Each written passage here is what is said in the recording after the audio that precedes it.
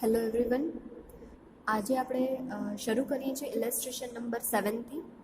Okay, illustration number 7. On 1st August 2019, Mr. Kathan borrowed 1,65,000 at 7.5% per annum rate and made investment in 9% tax-free loan of the central government. Face value of each unit of government loan is 1,000. But the purchase price rupees 1100. Interest on government loan occurred half yearly on 1st January and 1st July. Again he borrowed rupees 3 lakh on 31st August 2019 at 7.5% per annum interest rate and used to make investment in 10% listed debenture of Kavan Limited bought at its face value. Interest on these debentures occurs annually on 15th April.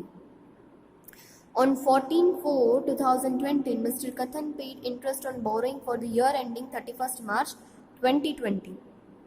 Now compute his taxable income under the head income from other sources, assuming that he keeps his books of accounts under the mercantile system for the year assessment year 2021. Mercantile system, that means accrual basis. Okay, તો શરૂ કરીએ. સૌથી પહેલા એક વાત યાદ રાખજો, જ્યારે આપણે કોઈ પણ વસ્તુનું ઇન્વેસ્ટમેન્ટ કરવા માટે આપણે લોન લઈએ છીએ તો એ લોનનો ઇન્ટરેસ્ટ છે એ આપણને શું મળશે?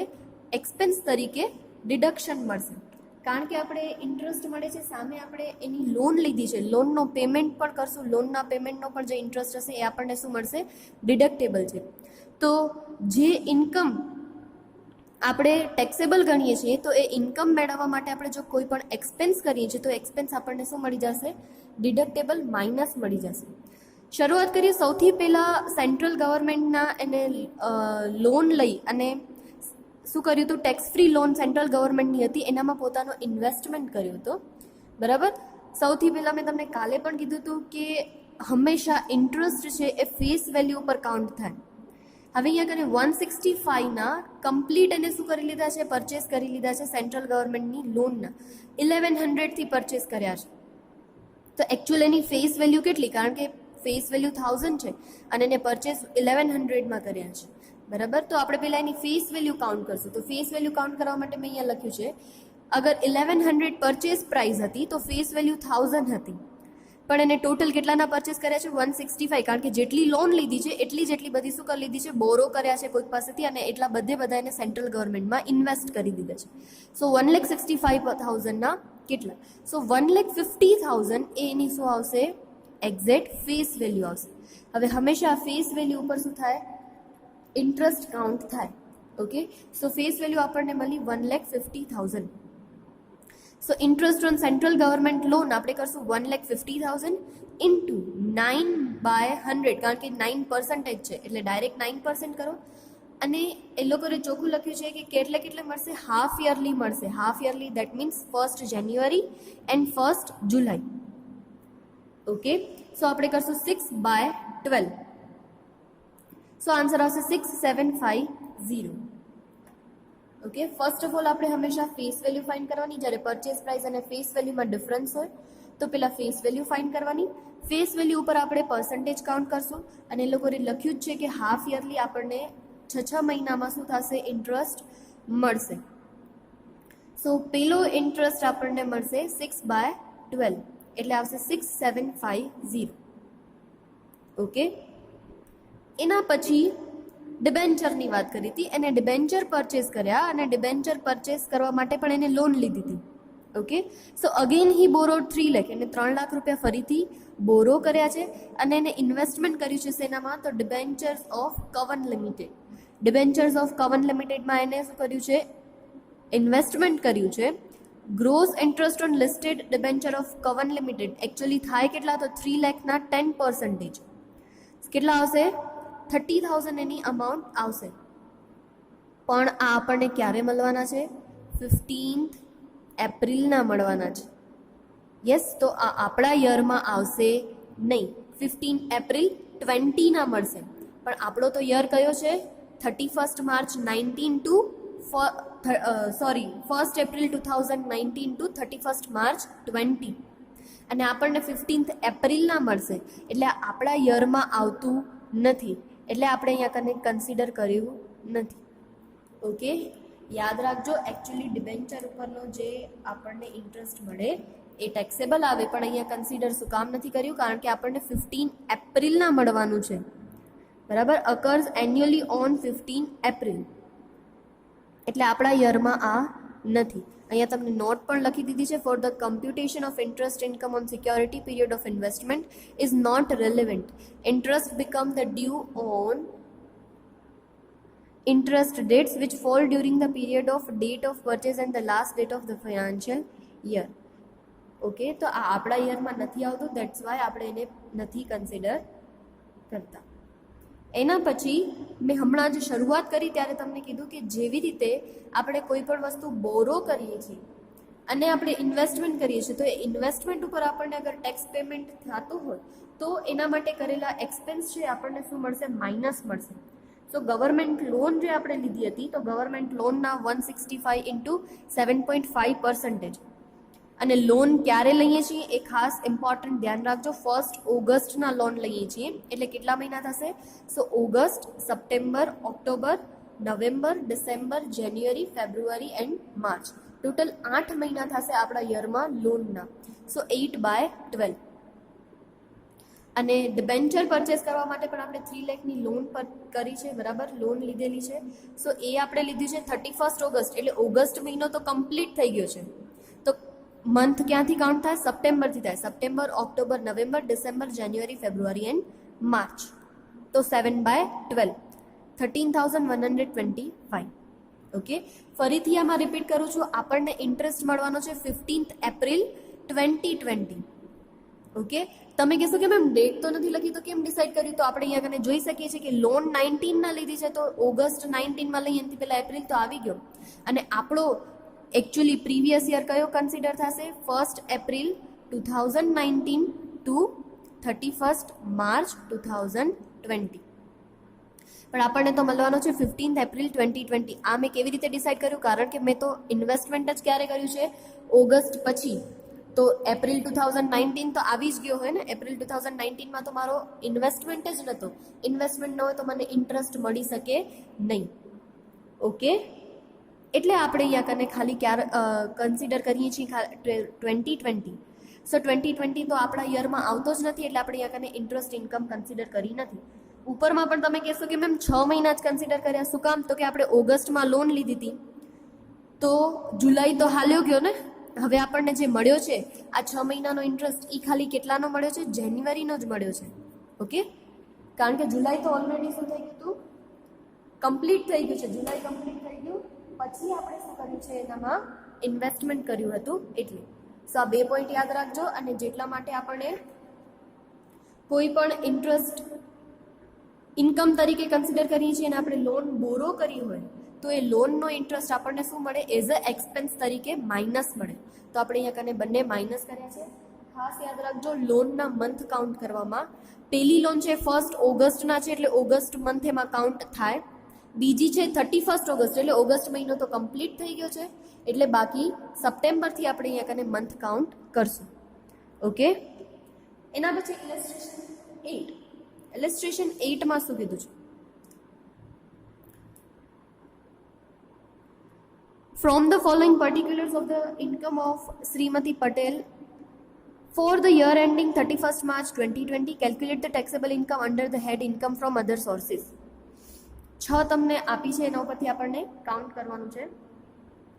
ફર્સ્ટ છે interest received on debenture of A limited 4500. આપણે આગળ એક્ઝેમ્પશન કર્યા હતા, એમાં કીધું હતું કે જો 5000થી ઓછા અગર આપણને હશે ડિબેન્ચરની અમાઉન્ટ, તો એનામાં આપણે ગ્રોસિંગ અપ કે એવું કાંઈ કરવાની જરૂર પડશે નહીં. યાદ ન હોય તો તમને બતાવી દો, પેજ નંબર 171 ઉપર હતું કે એમાં ટીડીએસ આપણને કાઉન્ટ કરવો પડતો નથી. શું કામ? કારણ કે 5000થી અમાઉન્ટ કેવી છે? ઓછી છે. 4500 છે, એટલે આપણને ટીડીએસ અહીંયા માઇનસ નહીં થયો હોય. જનરલી જ્યાં તમને TDS માઇનસ થશે ત્યાં બ્રેકેટમાં લખેલું જ હશે, પણ નથી લખતા ક્યારેક મૂંઝાવવા માટે, તો આપણે યાદ રાખવાનું કે ડિબેન્ચરનો ઇન્ટરેસ્ટ છે એ 5000 થી અબવ હોય તો જ TDS કાઉન્ટ થાય. અહીંયા 5000 થી ઓછો છે, 4500 છે, એટલે TDS કાઉન્ટ નથી થયો. ડાયરેક્ટ 4500 શું કરી લીધું છે આપણે, લઈ લીધું છે. સેકન્ડ છે interest received on listed debenture of B limited 36,000 છે, અને અહીંયા લખેલું છે બ્રેકેટમાં TDS રેટ 10%. બરાબર, ન લખે તો પણ યાદ રાખવાનું 5000 થી ડિબેન્ચરના ઇન્ટરેસ્ટની અમાઉન્ટ વધારે હશે તો એ આપણને એનામાં TDS કરેલો જ હશે માઇનસ, તો આપણને એની ગ્રોસિંગ અપ અમાઉન્ટ ફાઇન્ડ કરવી પડશે. સો જેમ આપણે કરીએ છીએ એમ જ કેવી રીતે કરીએ છીએ, આપણે જે અમાઉન્ટ મળી હોય એ 36,000 મલ્ટીપ્લાય બાય 100 અને માઇનસ આપણે શું કરીએ છીએ 100 માઇનસ TDS નો રેટ, 100 માઇનસ TDS નો રેટ 10 એટલે 90. સો 36,000 ઇન્ટુ 100 ડિવાઇડેડ બાય 90 એટલે આન્સર આવી જશે 40,000. ઓલવેઝ ગ્રોસિંગ અપ કરેલી જ અમાઉન્ટ કન્સિડર થાય. એના પછી interest received on 1 lakh 8% tax free relief bond of reserve bank of India. Reserve bank of ઇન્ડિયાના રિલીફ બોન્ડ્સ છે એ ટોટલી એક્ઝેમ્પ્ટેડ છે. તમે તમારા માર્જિનમાં આવા બોન્ડ્સના નામ લખતા આવજો, જેથી એક્ઝામમાં જાઓ ત્યારે તમને આ બોન્ડ્સના નામ યાદ હોય કે કયા બોન્ડ્સમાં ઇન્વેસ્ટમેન્ટ કર્યું હોય એનો ઇન્ટરેસ્ટ આપણને એક્ઝેમ્પ્ટ મળે છે. RBIના રિલીફ બોન્ડમાં અગર આપણે ઇન્વેસ્ટમેન્ટ કરીએ છીએ, બરાબર, યાદ રાખજો NHAIના બોન્ડ હોય, RELFના બોન્ડ્સ હશે, બરાબર. આખો લિસ્ટ તમને બોન્ડનો આપેલો છે, હોલી ટેક્સ ફ્રી સિક્યોરિટીઝ છે એમાં આખો લિસ્ટ આપેલો છે. તો એ અગર એવા કોઈ પણ બોન્ડ છે તો એનો ઇન્ટરેસ્ટ આપણને શું થશે, એક્ઝેમ્પ્ટ છે, ટેક્સેબલ નહીં થાય. સો અહીંયા કને નામ લખવાનું અને પછી લખી દેવાનું ફુલ્લી એક્ઝેમ્પ્ટેડ, ઓકે, ડેશ. એના પછી આવે છે interest received on 8% bonds of 4 lakh of IDBI TDS rate 10%. બરાબર, એટલે 4 લાખના બોન્ડ હતા એના ઉપર 8% આપણને શું મળ્યું છે, ઇન્ટરેસ્ટ મળ્યો છે, અને TDS કટ થયેલો છે. તો એની પણ આપણે ગ્રોસિંગ અપ અમાઉન્ટ કરશું 28,800 multiply by 100 divided by 90 that is 32,000. એના પછી dividend received on equity shares. Equity share પરનો ડિવિડન્ડ છે એ કેવો છે, એક્ઝેમ્પ્ટેડ છે. તમને ફોરેન કંપની હશે તો ચોખ્ખું કહેશે જ કે ફોરેન કંપની છે, પણ આ તો કેવી છે, ઇન્ડિયન કંપની છે. ઇન્ડિયન કંપનીના ડિવિડન્ડ છે એ ઓલવેઝ કેવા હોય છે, આપણને એક્ઝેમ્પ્ટ હોય છે, ટેક્સમાં કન્સિડર થતું નથી. Then after gross amount of bank interest, બેંકની ગ્રોસ અમાઉન્ટ જ આપી દીધી છે આપણને 26,200, તો આપણે ડાયરેક્ટ લખી લેશું. She has paid 1,900 as the interest on loan taken for making investment in debentures of B Limited. તો એને B Limitedના ડિબેન્ચરમાં ઇન્વેસ્ટમેન્ટ કરવા માટે શું કર્યું હતું, લોન લીધી હતી. તો લોન લીધી હતી તો લોન માટેનો ઇન્ટરેસ્ટ એને શું મળશે, ડિડક્ટેબલ મળશે, માઇનસ મળશે. ઓકે, વન મોર થિંગ તમને એક કહું કે કદાચ કોઈ વ્યક્તિએ શેરમાં ઇન્વેસ્ટમેન્ટ કરવા માટે લોન લીધી હશે, ઓકે, થોડું ધ્યાનથી સમજો. શેરમાં અગર એને ઇન્વેસ્ટમેન્ટ કરવા માટે લોન લીધી હશે તો એ લોનનો ઇન્ટરેસ્ટ એને ડિડક્ટેબલ ન મળે, એને માઇનસ ન મળે. શું કામ, તો કે આપણે જે શેર છે, ઇક્વિટી શેર ઉપરનું ડિવિડન્ડ છે એ આપણે આપણી ટેક્સેબલ ઇન્કમમાં કન્સિડર નથી કરતા. અગર જો ઇન્કમ ઉપર ટેક્સ ન ભરતા હોઈએ તો પછી આપણે એનામાંથી એક્સપેન્સ પણ માઇનસ ન મળે. ઓકે, ક્યાંક સમમાં આવશે ત્યારે હું ફરીથી રિપીટ કરીશ, પણ આ વસ્તુ યાદ રાખજો. આ ડિબેન્ચર માટેની લોન છે તો ડિબેન્ચરનો ઇન્ટરેસ્ટ આપણે ટેક્સેબલ ગણીએ છીએ તો એક્સપેન્સ આપણે એને માઇનસ આપી શકીએ. પણ અગર જો એ શેરમાં ઇન્વેસ્ટમેન્ટ કરે છે તો શેરનો આપણે કન્સિડર નથી કરતા તો આપણે એને આપશું નહીં. ઓકે, ક્લિયર છે. અને ડિવિડન્ડ ઓન શેર્સ CND લખવાનું, પછી ડેશ કરી દેવાનું કારણ કે એ એક્ઝેમ્પ છે. એના પછી એક નાનકડો ટોપિક આવે છે બોન્ડ વોશિંગ ટ્રાન્ઝેક્શન. સિમ્પલી એનો તમને મિનિંગ ખબર હોવો જોઈએ, બાકી બીજું કાંઈ આમાં છે નહીં. Generally adopted practice by the high income class assessee to evade the tax by the transferring securities, including stocks and the shares, to friends and relatives.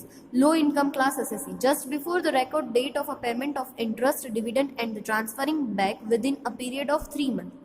In case of a unit within a period of 9 months is called a bond washing transaction. મતલબ લોકો શું કરે, પોતાનો tax બચાવવા માટે, higher income ક્લાસના લોકો હોય એ પોતાનો ટેક્સ બચાવવા માટે ઇન્ટરેસ્ટનો ટેક્સ શું કરશે, જ્યારે ઇન્ટરેસ્ટ મળવાનું હોય ને એનાથી પહેલાં એ પોતાના શું કરશે, શેર્સ અથવા તો ડિબેન્ચર છે એ બીજાને ટ્રાન્સફર કરી દેશે. અને ટ્રાન્સફર કર્યા પછી જેવો ઇન્ટરેસ્ટ મળી જશે એવા ફરીથી 3 મહિનાની અંદર પાછા શેર શું કરી લેશે, પોતાના નામ ઉપર કરી લેશે. ઓકે, તો જે ઇન્ટરેસ્ટ ઉપરનો ટેક્સ હતો એ લોકો શું કરી લીધો, બચાવી લીધો. આને કહેવાય ટેક્સ ઇવેઝન. શું કરે છે, લોકો પોતાનો ટેક્સ બચાવવાની કોશિશ કરે છે, કર ચોરી જેને આપણે કહીએ છીએ. Now, to prevent the evasion of a tax in this manner, Section 94 provides that in such a cases, the interest income will be added to the income of the transferor instead of its legal owner. મતલબ હવે થોડોક time આવી વસ્તુ આલી પછી ગવર્મેન્ટને ખબર પડી ગઈ કે આવી રીતે લોકો પોતાનો ટેક્સ બચાવે છે, એટલે લોકોએ એક એવો નિયમ કરી દીધો કે જે લોકો આવી રીતે ઇન્ટરેસ્ટ મળવાનો હોય એનાથી પહેલાં અગર જો શેર્સ ટ્રાન્સફર કરી દે છે તો એ કોના ટેક્સેબલ ગણાશે, જેને ટ્રાન્સફર કર્યો છે એને જ ટેક્સેબલ ગણાશે. એના લીગલ ઓનર એટલે કે ઇન્ટરેસ્ટ મળ્યો એ દિવસે જેના હાથમાં શેર્સ અથવા તો ડિબેન્ચર હશે એને ટેક્સેબલ નહીં થાય, પણ કોને ટેક્સેબલ થશે, જેને ટ્રાન્સફર કર્યો હતો એને. તો આને કહેવાય બોન્ડ વોશિંગ ટ્રાન્ઝેક્શન. ઓકે, એના પછી તમને ઇમ્પોર્ટન્ટ ડિડક્શન આપેલા છે, એ થોડા ઇમ્પોર્ટન્ટ છે, આપણે જોઈ લઈએ બધા. Deduction allowed. ડિડક્શન અલાઉડ કયા કયા ડિડક્શન્સ આપણને ઇન્કમ ફ્રોમ અધર સોર્સેસમાં મળે છે. First of all, in the case of interest and the dividend on the share of a foreign company, any reasonable sum paid by way of commission or remuneration for the purpose of releasing such interest or dividend on behalf of assessee. એ લોકોએ ચોખ્ખું લખેલું છે, foreign કંપનીના અગર આપણે shares ઉપર dividend મળે છે અથવા તો ડિબેન્ચર ઉપર ઇન્ટરેસ્ટ મળે છે એના માટે એ રિલીઝ કરાવવા માટે, કારણ કે કોઈ પણ એક્સપેન્સ બેંક થ્રુ થતો હશે, બેંક ફોરેન જે છે એ બેંકમાં નાખતી હશે ફોરેન બેંક્સ, અને એ બેંકમાંથી આપણને લેવા માટે કોઈ પણ એક્સપેન્સ થાય છે તો એક્સપેન્સ આપણને શું મળશે, ડિડક્ટેબલ. તમે કહેશો મેમ હમણાં જ કીધું કે ઇક્વિટી શેરના એક પણ માઇનસ નથી મળતા.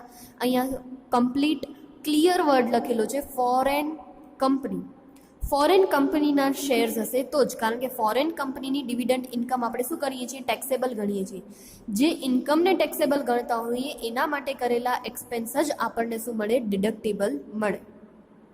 ચોખ્ખું લખેલું છે foreign company, not a domestic company. Okay, એના પછી interest on the money borrowed for investment in securities or the foreign company share છે ને, સિક્યોરિટીઝ કોઈ પણ ફોરેન કંપની શેર કોના નામ લખ્યા છે, foreign company, not a domestic company. It is allowed as a deduction in the case where the interest or the dividend is received. જેના ઉપર ઇન્ટરેસ્ટ એન્ડ ડિવિડન્ડ આપણને મળે છે, ઓકે, જેના આપણે ઇન્ટરેસ્ટ અને ડિવિડન્ડ ટેક્સેબલ ગણીએ છીએ, એના માટે અગર આપણે કોઈ લોન લીધી છે, હમણાં જેમ આપણે ઇલિસ્ટ્રેશન નંબર 7 અને 8માં કર્યું એવી જ રીતે અગર કોઈ આપણે લોન લીધી છે એના માટે, તો એ આપણના લોનનો ઇન્ટરેસ્ટ આપણને એઝ અ એક્સપેન્સ માઇનસ મળે. પણ કેવી, બીજી કોઈ અધર સિક્યોરિટીઝ એન્ડ ફોરેન કંપનીના શેર માટે જો આપણે લીધી હશે તો.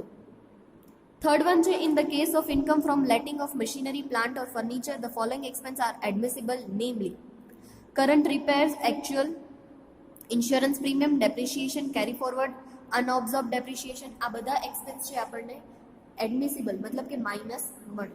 જો આપણે અસેટ્સ છે એને આપણે લેટિંગ મતલબ કે આપણે એને શું કરી હશે, ભાડે આપી હશે અને એની ઇન્કમ આપણા હેડમાં આવતી હશે. મોસ્ટ ઇમ્પોર્ટન્ટ ફોર્થ અને ફિફ્થ પોઈન્ટ છે, ધ્યાન આપજો. In a case of income in the form of family pension, the deduction is allowed 33.33 of સચ income or ₹15,000 whichever is less. અગર તમારા સમમાં ફેમિલી પેન્શન રિલેટેડ કોઈ પણ ઇન્ફોર્મેશન છે તો એમાંથી આપણને કેટલો ડિડક્શન મળશે, તો એકચ્યુઅલ જેટલો ફેમિલી પેન્શન મળ્યો છે એના 33.33% ઓર 15,000 બંનેમાંથી જે ઓછો હશે એ આપણને ડિડક્શન મળશે. સમમાં હશે ત્યારે તમને એમની કેલ્ક્યુલેશન વધુ પરફેક્ટ ક્લિયર થશે, પણ આ વાત યાદ રાખવાની છે કે ફેમિલી પેન્શન મળે છે એના 33.33 ઓર 50,000 whichever is less એ આપણને ડિડક્ટેબલ મળશે. Second important point, royalty. રોયલ્ટીની ઇન્કમ હંમેશા ઓથરને થતી હોય, બરાબર? તો if the royalty income received by author is less than 25,000, then the deduction of 25% of the income or maximum of ₹5,000 is available as a deduction for expenses. Okay, એવું એ લોકો કહે છે કે અગર રોયલ્ટીની ઇન્કમ છે 25,000થી ઓછી છે, ઓકે, તો એને 25% ઓર 5,000 whichever is લેસ, કારણ કે મેક્સિમમ 5,000 જ કીધું છે, તો એને એઝ અ એક્સપેન્સ તરીકે શું મળશે, માઇનસ મળશે. અને અગર એક્સપેન્સ છે વધારે છે તો એને એવું પ્રૂફ કરવું પડશે, એને ડોક્યુમેન્ટ્સ પ્રોવાઈડ કરવા પડશે તો જ એને ડિડક્ટેબલ કહેવાશે. આ બંને પોઈન્ટ અત્યારના તમે ખાલી યાદ રાખી લેજો, પછી જ્યારે સમમાં આવશે ત્યારે હું ફરીથી રિપીટ કરીશ, પણ આ ઇમ્પોર્ટન્ટ છે. એક family pension and royalty income. Okay, 25% or expense whichever is less હશે એ આપણને શું મળશે? ડિડક્ટેબલ મળશે. In the case of income by the way of interest received on the compensation or enhanced compensation, a 50% deduction is allowed. આ તમને બહુ rare કેસમાં આવશે, આ એટલા બધા નહીં આવે. મેઇન તમને બે જ વસ્તુ આવશે, ફેમિલી પેન્શન, રોયલ્ટી, અને કોઈ પણ શેરમાં ને એમાં તમે અગર ઇન્વેસ્ટમેન્ટ કરો છો તો. 7th છે અધર expenditure expanded wholly and exclusive for the purpose of earning such a income, excluding those incurred to earn lottery income and other casual income. મતલબ લોટરી અને કેઝ્યુઅલ ઇન્કમ એવી જેટલી પણ કેઝ્યુઅલ ઇન્કમ હશે એના માટેના કોઈ એક્સપેન્સ હશે તો એ ડિડક્ટેબલ નથી, પણ એના સિવાયના બીજા કોઈ પણ એક્સપેન્સ છે જે આપણે ઇન્કમ ફ્રોમ અધર સોર્સિસ મેળવવા માટે, ઇન્કમ મેળવવા માટે જે પણ એક્સપેન્સ કરીએ છીએ એ બધા એક્સપેન્સ આપણને ડિડક્ટેબલ મળે. ઓકે, હવે એક ઇમ્પોર્ટન્ટ પોઈન્ટ છે કેઝ્યુઅલ ઇન્કમનો, એ જોઈ લઈએ. કેઝ્યુઅલ ઇન્કમમાં શું છે? કેઝ્યુઅલ ઇન્કમ એટલે કેવી ઇન્કમ? પહેલાં તો કઈ ઇન્કમને કેઝ્યુઅલ ઇન્કમ કહેવાય? So income from the lotteries, crossword puzzles, race including horse races, card games and the other games of any sort or form, gambling or betting of any form is a taxable.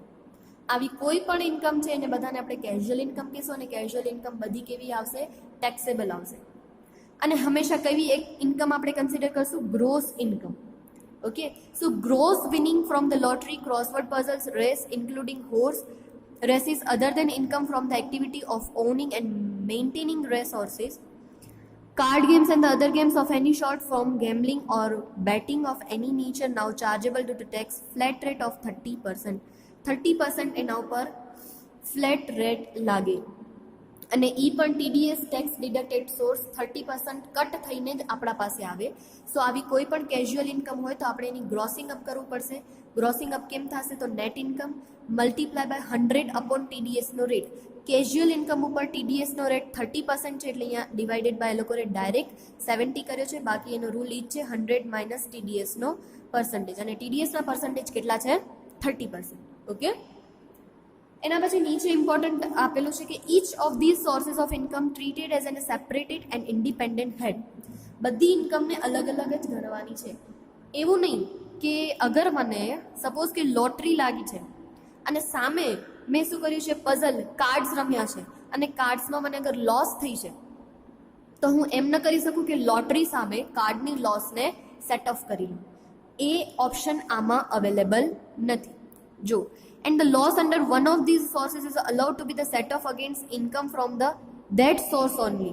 એટલે ઈ જ સોર્સમાંથી જો income થાય, અગર મને કાર્ડમાં loss ગઈ છે તો ઈ જ યરમાં મને કાર્ડમાંથી જ અગર પાછી ઇન્કમ થાય છે, પ્રોફિટ થશે, તો હું કાર્ડ સામે સેટ ઓફ કરી શકીશ, પણ એ કાર્ડની લોસ હું લોટરી સામે કે બીજા કોઈ સામે સેટ ઓફ નહીં કરી શકું.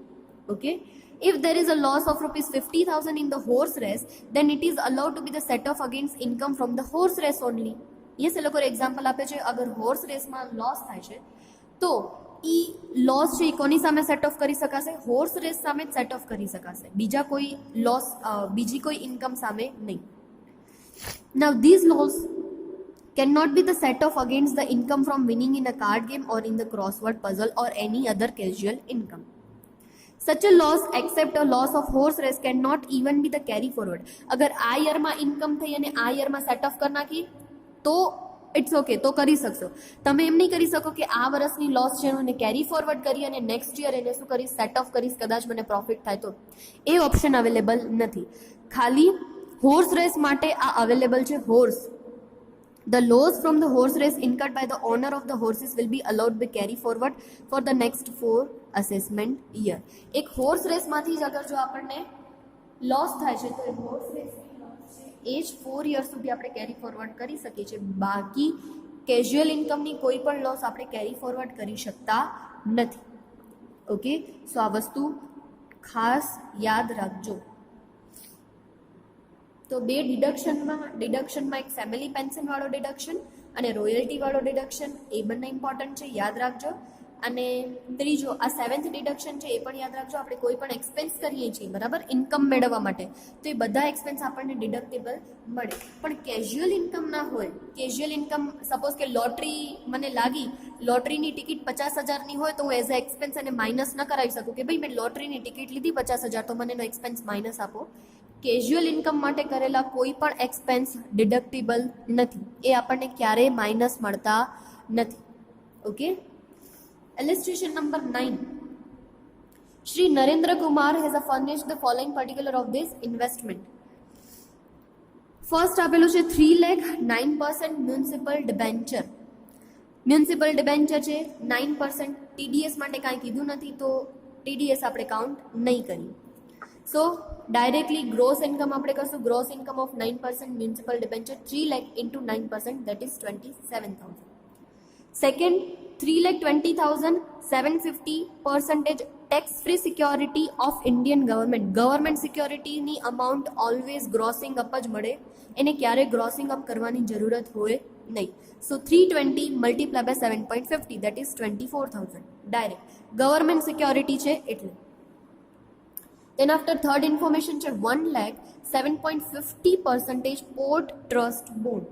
પોર્ટ ટ્રસ્ટ બોન્ડ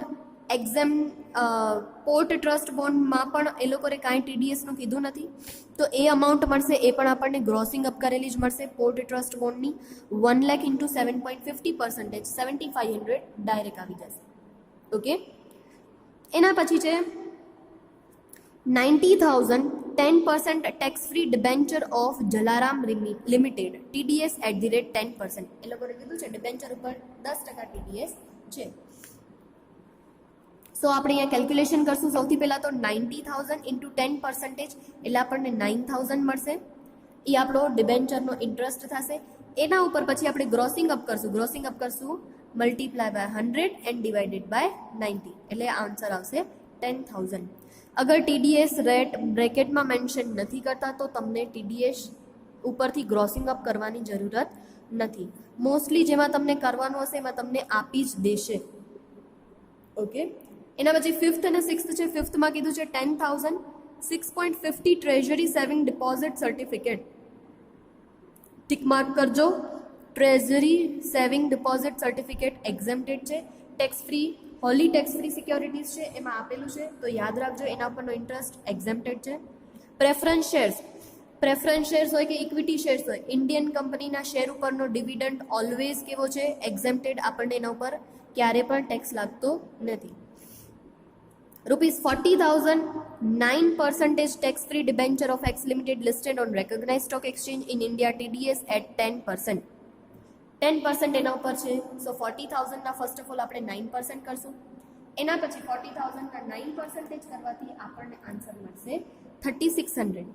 3,600 માં પછી આપણે એનું ગ્રોસિંગ અપ કરી દઈશું multiply by 100 divided by 90. Okay. So answer મળી જશે 4,000. અહીંયા કને જેટલી પણ એક્ઝેમ્પ્ટેડ વસ્તુ હોય ને એને તમને પર્ટિક્યુલરમાં લખવાનું, પછી બ્રેકેટમાં લખી દેવાનું ફુલ્લી એક્ઝેમ્પ્ટેડ, પછી ડેશ કરી દેવાનું. ઓકે. એ જે આઇટમ હોય આઇટમ પર્ટિક્યુલર્સમાં લખવાનું, ડેશ કરીને લખવાનું ફુલ્લી એક્ઝેમ્પ્ટેડ. ઓકે. તો તમને પૂરા માર્ક્સ મળશે, અધરવાઇઝ તમારા માર્ક્સ કપાઈ શકશે. એક્ઝેમ્પ્ટેડ હોય તો આપણે પોતે સમજી લીધું કે એક્ઝેમ્પ્ટેડ છે, પણ પેપર ચેકરને લખીને દેવાનું કે ભાઈ આ વસ્તુ અમે શું કામ કન્સિડર નથી કરી, બીકોઝ ઇટ ઇઝ એક્ઝેમ્પ્ટેડ. ઓકે. એના પછી he took a loan for purchasing a tax free security of Indian government and paid interest of ₹1840. એને શું કર્યું છે, ગવર્મેન્ટ સિક્યોરિટીઝ પરચેસ કરવા માટે લોન લીધી હતી અને લોનનો ઇન્ટરેસ્ટ છે 1840. તો એ આપણને એઝ અ એક્સપેન્સ માઇનસ મળશે. Interest on money borrowed to purchase a tax free government security 1840. Then after he has also paid 3,000 interest on the loan for purchasing a debenture of Jalaram Limited. Jalaram લિમિટેડના debenture purchase કરવા માટે એને શું કર્યા હતા, 3,000ના interest pay કરે છે કારણ કે લોન લીધી હતી એટલે. સો 3,000 એ પણ આપણે એઝ અ એક્સપેન્સ માઇનસ મળશે. He paid 260 bank commission for the collection of interest and 30 for the collection of dividend. તો ઇન્ટરેસ્ટ છે, ડિબેન્ચર ઉપરનો ઇન્ટરેસ્ટ છે એ આપણી ટેક્સેબલ ઇન્કમ છે, તો એના માટે જેટલો પણ એક્સપેન્સ થાય એ બધો આપણને ડિડક્ટેબલ મળે 260. પણ ડિવિડન્ડ એ આપણી ટેક્સેબલ ઇન્કમ નથી. અગર ટેક્સેબલ ઇન્કમ નથી તો પછી આપણને એના પાછળ કરેલા એક્સપેન્સ પણ માઇનસ મળે નહીં. નકર તો ડબલ બેનિફિટ થઈ જાય કે તો બધા શું કરશે, લોન લઈને શું કરશે, શેરમાં જ રોકાણ કરશે, કારણ કે શેર ઉપરનો ડિવિડન્ડ છે એ પણ ટેક્સ ફ્રી છે અને એના માટે કરેલા આપણા જેટલા એક્સપેન્સ હોય એ આપણને માઇનસ મળે. તો આવું ન થાય એના માટે શું કર્યું, નિયમ કરી નાખ્યો કે જેની ઇન્કમ છે એ આપણે ટેક્સેબલ નથી ગણતા તો પછી એના માટે કરેલા એક્સપેન્સ પણ માઇનસ મળે નહીં. એટલે અહીંયા કને 30 રૂપીસ છે એ માઇનસ નથી લીધા, 260 લીધા છે. 260 શું કામ, કારણ કે એ શું છે, ઇન્ટરેસ્ટ કોના ઉપર મળે છે, ડિબેન્ચર ઉપર અથવા તો બીજી કોઈ પણ સિક્યોરિટી ઉપર આપણને મળે છે. સમજાઈ ગયું છે? ઓકે. આવા તમને થોડા સમ્સ ટ્રાય કરવા હોય તો તમે ટ્રાય કરી શકો છો. તમને આપેલા છે, યસ, પેજ નંબર 200 ઉપર પ્રેક્ટિકલના નહીં, પ્રેક્ટિકલના સ્ટાર્ટ થાય છે એનાથી પહેલા જે તમને આપેલા છે ને એ 4, 5 અને 6 અત્યાર સુધીના જેટલા આપણે ઇલેસ્ટ્રેશન કર્યા છે એના જેવા જ છે. ફરીથી રિપીટ કરું છું, પ્રેક્ટિકલના 4, 5, 6 નથી આવતી, એ પ્રેક્ટિકલના 4, 5, 6 તમારાથી નહીં થાય. તમને કયા આપું છું હું, પ્રેક્ટિકલની આગળ 200 પેજ ઉપર છે, 200, 201 અને 202 પેજીસ ઉપર 4, 5 અને 6 છે. એ સમ્સ તમે કરી શકશો, એ ઇલેસ્ટ્રેશન રિલેટેડ જ છે. Okay, thank you.